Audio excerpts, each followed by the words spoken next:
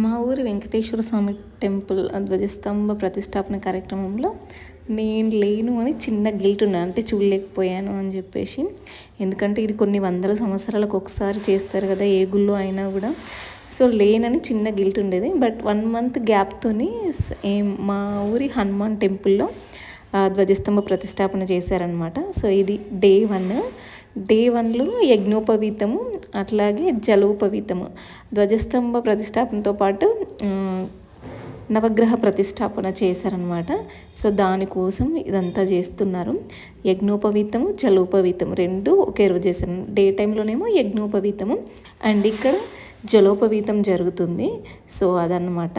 So మీలో ఎంతమంది ధ్వజస్తంభ ప్రతిష్టాపన కార్యక్రమంలో పార్టిసిపేట్ చేశారంటే మీ ఊర్లలో చాలా మటుకి కొన్ని వందల సంవత్సరాలకు ఒకసారి జరుగుతుంది కదా. సో మన టైంలో, అంటే నా టైంలో మా ఊర్లో ఇది జరగడం అయితే నాకైతే చాలా బ్లెస్డ్గా అనిపించింది. అంటే ఆల్మోస్ట్ అందరూ అట్లాగే ఫీల్ అవుతున్నారు.